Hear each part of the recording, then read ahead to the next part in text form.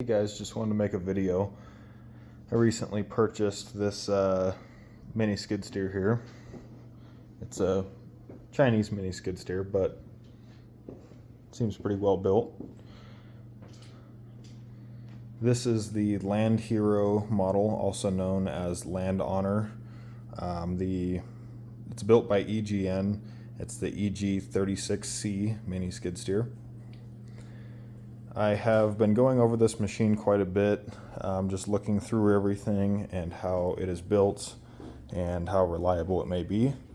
I have found a couple little issues, but nothing major. Overall, it seems like a really hefty built machine.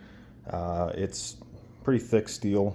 It's about 3/8 to 1/2 inch thick on the main frame of it. All the hydraulic supports are nice and thick. Even the sheet metal is pretty robust. Then you get up to the arms and everything. I mean, this has got to be close to 3/4 inch, if not 3/4 inch thick.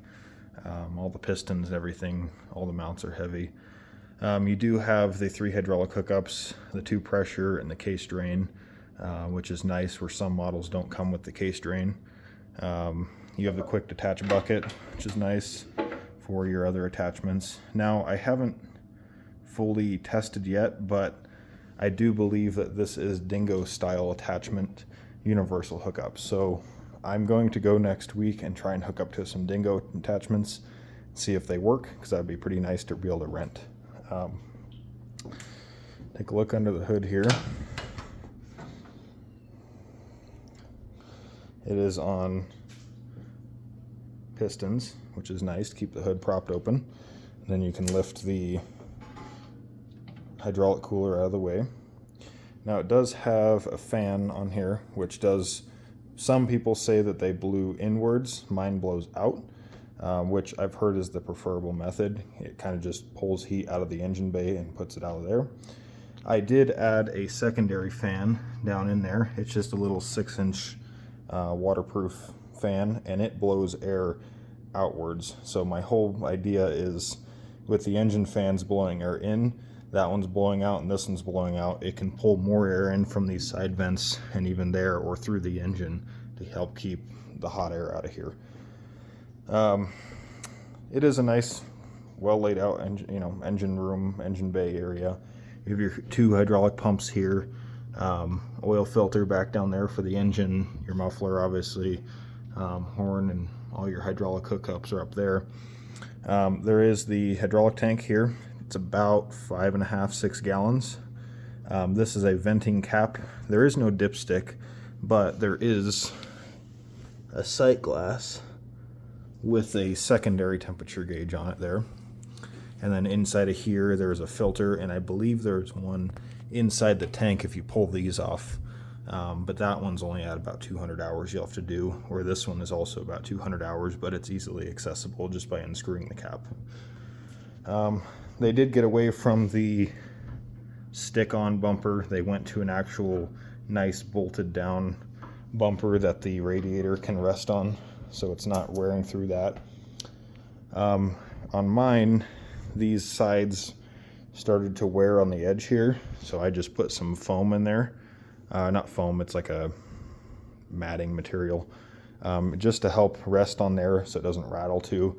And then when the hood shuts, it kind of clunks in and it's nice and tight, and even without that latch it stays in there good, but it still opens easily. So that's kind of what I found. There's nothing really majorly wrong. Everything's easy and convenient to work on, to access, and battery's easy to get to right there. Now, one thing I did do is the hydraulic hoses. Most of them on the exterior are wrapped in a anti-chafing material, and even the ones that move in here have that, but not all of them have it. So I went through, and I'll have to get a flashlight out, but I put on some extra just on the areas that would be chafing, just to make sure nothing happens with that. I will show that better here soon once I grab a light. So that's it for the engine area. I also keep a bottle of hydraulic fluid in there just as a spare. I did do a fluid change on the engine and the hydraulic system once I got the machine. This was brand new when I got it, but I just don't trust their fluids. I'd rather run nice new fluids. If you're going to have a long-term relationship with the machine, might as well take care of it. Going to the exterior, it's got nice tracks. They're pretty meaty. I mean, they're about an inch tall tread on them. They're heavy. I took these off about a few days ago, just servicing everything, making sure everything's in good order, and they're probably about 100 pounds a piece. Everything's nice thick steel, big idler wheel up front, and then it's got 3 smaller ones in the middle with a center idling wheel in the rear, and then obviously you have your main drive sprocket. Now, I have heard that people were saying that these, and especially this idler, tend to have no grease in them. Now, that I thought that may be the case for this. So when I first got it, I took the tracks off, pulled this idler off, and pulled the seals off, and they switched this to a ball bearing style. There's no longer the wheel bearing style. It's a sealed ball bearing, and I popped one of the seals off of there just to check it out, and it had plenty of grease in it. I greased it anyway, put it all back together, and said, well, if that one has it, all of them should have it, and I'll just wait to see what happens. Now, this is the 2024 model.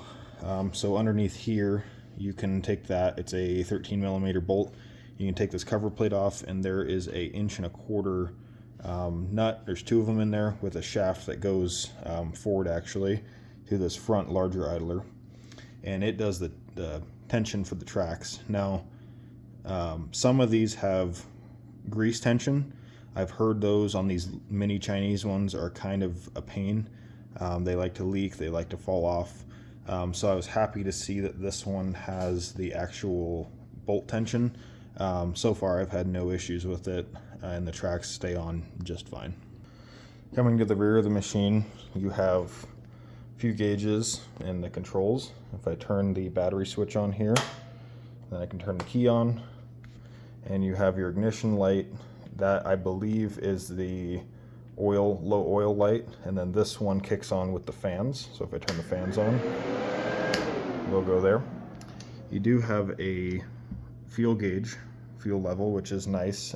It's not exactly accurate. Whenever the tank is full, it says it's about 80-90%, but at least it gives you an idea for what's there. It looks like on the fuel tank too, it is a pretty traditional size sending unit. So if you ever had a problem, you just pull the sending unit out. They're about $30 on Amazon for a new gauge and a new sending unit, so not too bad. Oil temp, it does work, it is accurate, but it is in Celsius, and that's fine if you're in anywhere but the United States, but I am not. So I will probably change that out to Fahrenheit, or at least put a little readout down here of, you know, what temps are what. So then you have your hour meter, and it doesn't do RPM, it just does hours, but that's okay. You can hear the RPM pretty well. One thing I do like about this machine is the auxiliary hydraulics does have a lock-in, so that is nice if you're running something like an auger that you want to be on constantly. You don't have to continuously hold this in place, it'll stay on its own. So and that is connected to the bucket curl in and curl out. I think that's good, because then if you are using an auger and this is on and it's using up the hydraulics, with this only being a twin pump, it leaves the other pump to be able to do boom up and boom down, so you're not losing hydraulic pressure to the auger when you're booming up and booming down trying to put it into the ground. That'll be my primary use for the hydraulics on that. You also have the engine choke here, and that is a momentary choke. It'll go back down for the most part. This engine, I'm up close to a mile high here in Colorado, and this engine needs choke for the first 2 seconds. Then I'm able to turn it off and it runs fine. I will probably rejet this, being that it's jetted for sea level, but it does currently run just fine. You do have the throttle here. Now, this style throttle, you can twist counterclockwise, it'll raise the throttle. You can go back down with that, or you can push this button in and lift up, and that'll raise throttle. And then you can push in and push down, and it'll drop it back down to idle.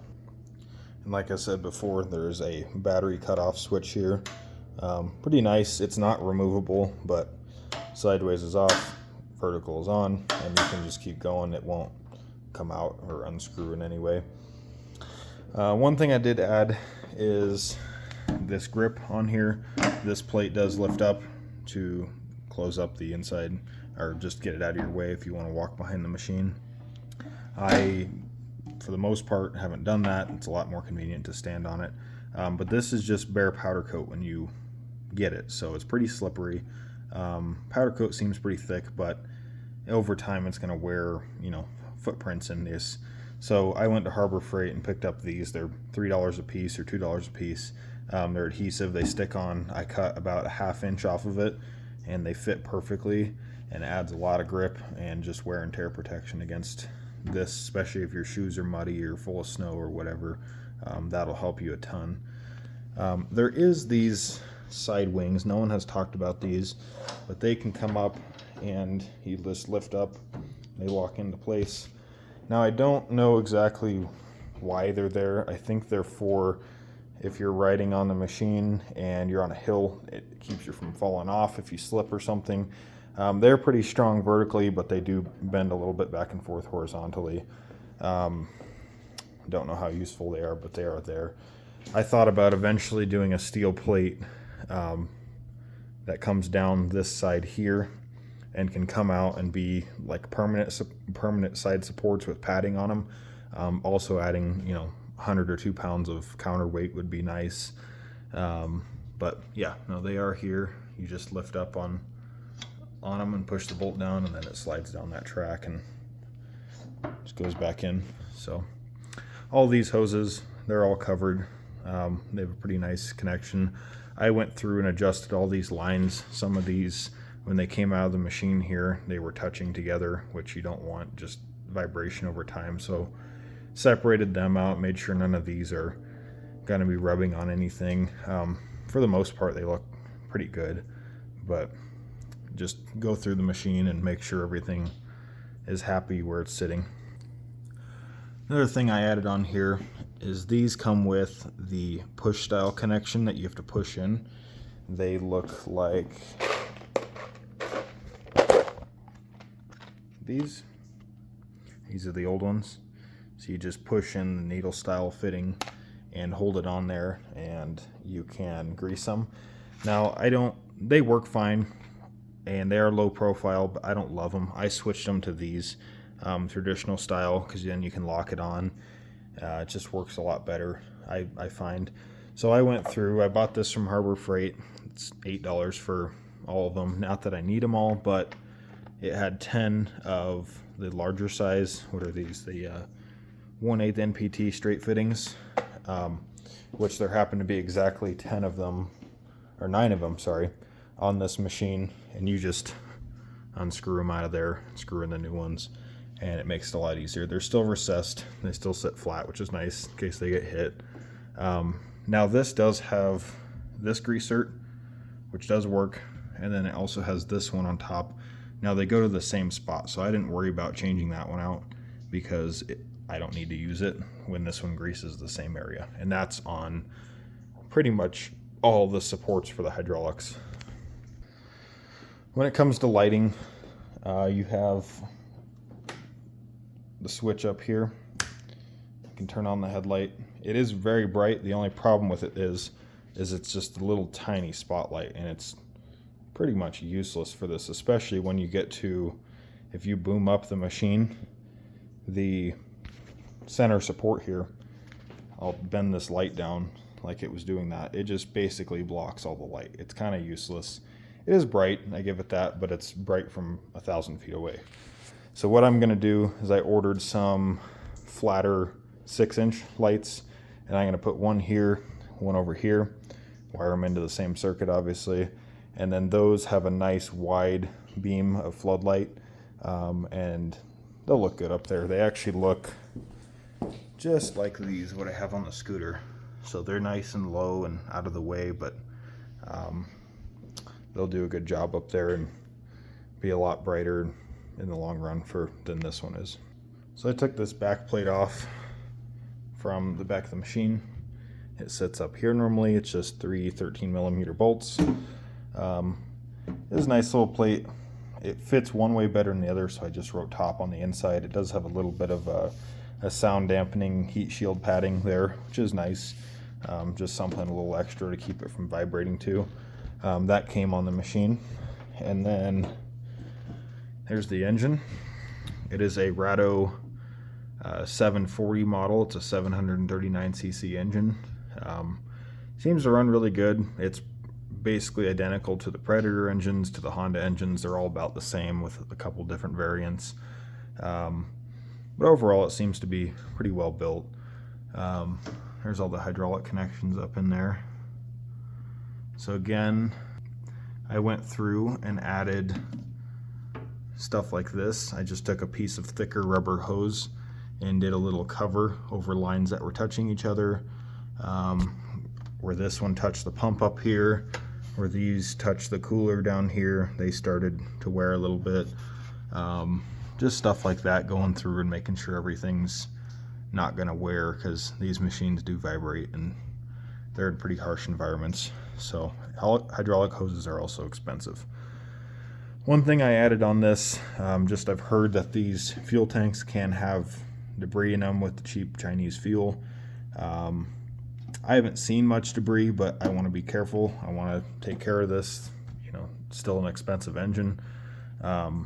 So this fuel line from here, goes from the tank. It used to go straight up to this intake filter on the engine. I cut it, got one of these filters off Amazon. They're about 17 bucks. I've had them in a lot of different boats and pieces of equipment and everything. And I just drilled some holes, you can see there. I tapped them and put bolts in. The reason I tapped them and did them flush is so this could swing by without hitting the bolt sticking out. So it's nice and solid into there. This has a water separator and a 10 micron filter. So it's just nicer for the long run. That filter is only about $10 to replace the whole cartridge. And with this, you could do it every few years. It's not, probably every 100 hours you could change out that filter.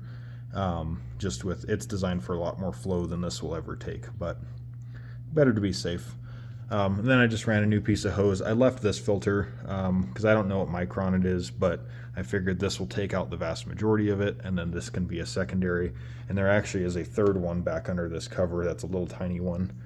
It's probably like a 4 or 5 or 1 micron filter, but better to be safe on the field than sorry. For 17 bucks, it's a lot of headache that you solve by adding that in. Another thing I did is I added a oil drain hose. So it connects into the bottom of the drain pan here, right up in there. And it's this hose here, and I just have it running up with a cap on it here. So when you want to do your oil, you just pull that out, put a drain pan on the floor and let it drain into there. Because the rumors are correct, and when these drain oil, it goes all over everywhere. You have to, I sucked it out the first time with a vacuum, with an oil vacuum, just to save a mess. It still made a mess, but still was a lot cleaner than it could have been. So I just decided to add this. I happen to have the parts on hand, so I just put that in, and that should help a lot for its next oil change. So again, when I got this piece of equipment, the first thing I did was change the fluids. The engine had 1 hour on it from the previous person I got it from. He used it for a little bit just to move a couple logs around, but I didn't trust the oil that was in there. Even though it seemed okay, it wasn't, you know, dirty or anything. It's just better to start out with nice, trusted, fresh, clean oil. So I drained the oil, and then I put a new filter on, and I went with what I was able to find is the Mobil 1 filter fits it. There's a couple Frams. I don't love Fram. They're kind of cheap. But the Mobil 1, this is a M1-103A filter, and it fit on there just fine. There wasn't any issues with that. It's a little bit bigger than the past one, but there was no problem trying to get it to fit in there. And it's a nice quality filter just to keep everything good. Now I will change this oil again at 5 hours. I may go 6 just because I did it when it had 1. And then after that, I'll go probably at least once a year, if not every 20 to 30 hours, just to keep everything happy and healthy. This is your choke cable, or your throttle cable coming down, and this is your choke cable under here coming down. And yeah, nothing too crazy about that. The engine is on a nice thick plate. It's probably about a 3/8 plate on rubber dampeners, so it takes a lot of vibration away. The engine has some small, or not engine, fuel tank has some small rubber dampeners as well, and it is separate from this plate, so the fuel stays cooler and lower. Engine runs really smooth. It fires right up, so I'm happy with it so far. It does have a pressurized oil cooler on the side of it, which is really nice. Now the single cylinder models, they sell these in a 420cc. There's a lot of models that have those too. Now it sounds like those have plenty of power as well, but the V-twins run cooler, they're smoother, they're not as loud, and they just have a little bit more oomph to them when you're driving the tracks and trying to bulldoze or push dirt, which this has way more power than it would ever need, because the tracks start slipping before then. So not too bad. The sticks are what most of these mini skids have. There's the description for that. So you'll have boom up, boom down, left track forward, left track reverse, and then this you have bucket down, bucket up, forward, reverse for the right side. So pretty standard. A lot of the Dingos, they have where this does the tracks and this does the boom and bucket. That's more the new style. This is more the traditional older style skid steer.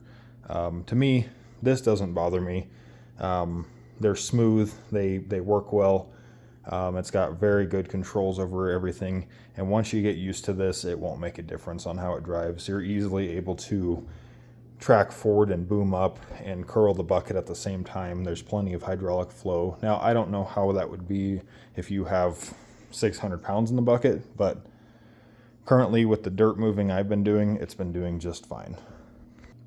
So I think that's all I have for it today. If you guys have any questions, please feel to comment below, and I can make another video once I do more updates. But I just wanted to show this off. There's not too many videos I see of people going over these Landhonors out there.